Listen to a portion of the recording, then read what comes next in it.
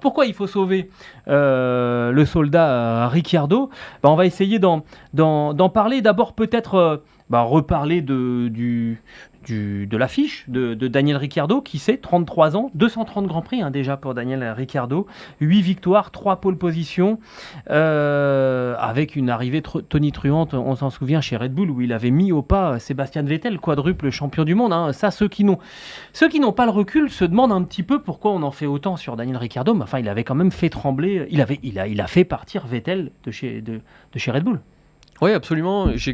Finalement, on a la sensation à la fois d'un grand gâchis pour Ricciardo, aussi d'un grand malentendu, parce que oui, il faut se souvenir du pilote qu'était Daniel Ricciardo au début de sa carrière, et se souvenir que Renault, ça ne s'est pas si mal passé que ça s'est mal fini sur le plan de la relation avec la marque, avec l'écurie, mais en termes de résultats, ça commençait à porter ses fruits.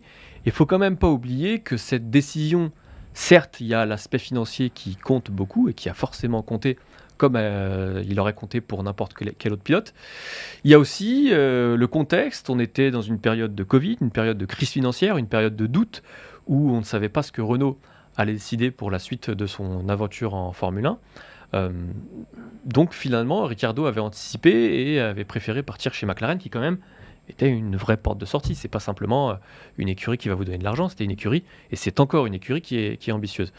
Donc il y a ce côté malentendu, et puis il y a ce côté gâchis, parce que on va perdre à la fois un très bon pilote et aussi un sacré personnage quand même. Oui, un personnage, un vrai caractère en fait. Et souvent on a des pilotes un petit peu édulcorés.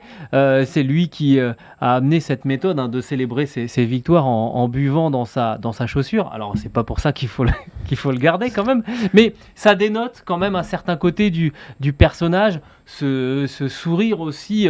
Voilà, c'est quelqu'un qui est assez naturel, et dans un monde de la Formule 1 qui est quand même pas mal aseptisé, on aime bien avoir des gens qui ont un vrai caractère et qui, quand ils s'expriment devant les micros, disent ce qu'ils pensent. C'est du Alonso. Voilà, il y a des pilotes comme ça où quand ils sont devant le micro, il se passe des choses. Mais je continue de penser que avoir des pilotes qui sont à la fois de très bons pilotes et aussi de très grands personnages comme ceux que tu viens de citer, on peut citer Sébastien Vettel aussi, oui. En Formule 1, ça reste une meilleure vitrine que d'aller faire un Grand Prix à Miami pour toucher un plus large public. Et il y a une preuve très simple, c'est qu'aujourd'hui, quand vous parlez de Daniel Ricciardo, un non-initié en Formule 1, il a vu la série Drive to Survive, il a beaucoup aimé Daniel Ricciardo, et c'est pour ça qu'aujourd'hui il s'intéresse, c'est aussi l'une des raisons pour lesquelles il s'intéresse à la Formule 1. Donc perdre un personnage comme Daniel Ricciardo, c'est une plus grosse perte qu'on ne le pense, je pense. Et maintenant il y a la question de savoir si on le reverra un jour finalement en Formule 1. C'est ce qu'on va évoquer, parce qu'il n'a pas oublié comment piloter une Formule 1, Daniel Ricciardo. Alors il évoque déjà ce qui va se passer pour lui dans les prochains mois, avec une citation qu'on a retenue, Jap. Oui, il a dit: l'année prochaine sera différente, mais j'ai vraiment envie d'essayer de me préparer pour être de retour en tête de la grille et me battre pour des victoires, ce que je sais que je peux faire. Il a également révélé avoir décliner une proposition de Haas, qui cherche à remplacer Mick Schumacher notamment, parce que lui estime qu'il est encore capable de se battre aux avant-postes. Et c'est assez surprenant qu'il ait refusé cette proposition de chez Haas, parce que je pense que ça pouvait être une bonne porte de sortie, avec le risque très très important de savoir ce qu'on va avoir comme matériel et comme possibilité pour progresser l'année prochaine dans l'équipe américaine. Alors qu'est-ce qu'il peut avoir maintenant, parce qu'il ne reste plus beaucoup de baquets. On sait que l'autre baquet qui sera éventuellement encore attribuable, il est chez Williams, mais on a quand même bien compris que ça irait à Logan Sargent, puisque si l'Américain a ses points sur sa super licence, il sera recruté par Williams. Alors après, on a évoqué aussi, alors c'est assez curieux, un statut de pilote alors il y a eu des contacts aussi avec Red Bull, alors on n'a pas bien compris ce qui s'est passé, un statut de pilote de réserve chez Mercedes. C'est quoi tout ça ? L'objectif, c'est tout simplement d'être en backup, de dire coucou, je suis encore là, vous ne me voyez pas mais je suis encore là, et si vous avez besoin de moi l'année prochaine, donc en 2024, n'hésitez pas à m'appeler. C'est globalement l'intérêt d'être pilote de réserve, c'est de montrer qu'on est encore dans le milieu, qu'on est encore investi, qu'on fait encore des essais en Formule 1 et qu'on garde un espoir de revenir en 2024. C'est un concept Nico Hülkenberg avec le sourire. C'est un peu ça. Il y a quand même un facteur à prendre en compte, c'est qu'on a quand même la sensation que les grilles sont de plus en plus mouvantes, que les contrats sont de plus en plus négociables.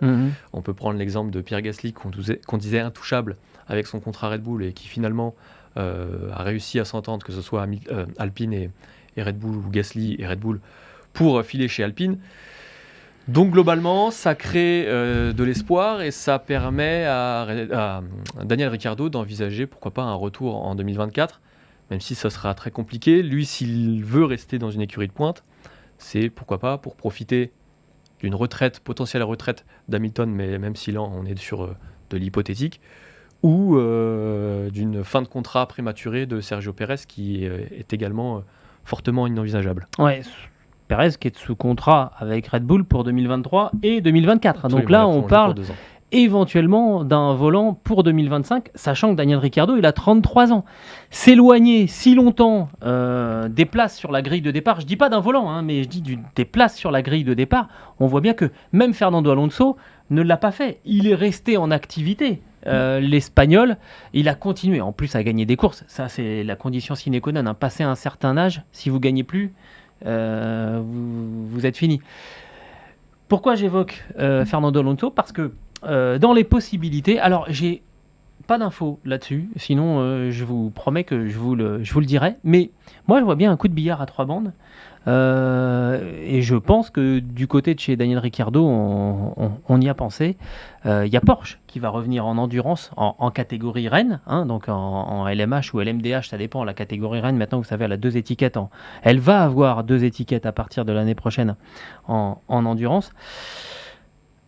Tu reviens, en tout cas tu vas chez Porsche en catégorie Rennes, et Porsche, on sait bien qu'ils vont venir en Formule 1, et donc tu peux éventuellement faire partie du voyage pour la deuxième partie et revenir en Formule 1 en ayant quand même un pédigré de 230 Grands Prix, 8 victoires. Il n'y en a pas beaucoup des retraités qui peuvent prétendre à un tel pédigré en Formule 1.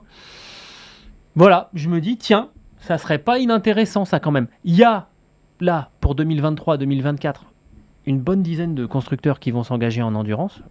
Tous n'auront pas la possibilité d'engager des pilotes de très très haut niveau. On sait que Daniel Ricciardo, malgré ses mauvais résultats, reste un pilote de très très haut niveau. Est-ce que c'est totalement délirant comme hypothèse ?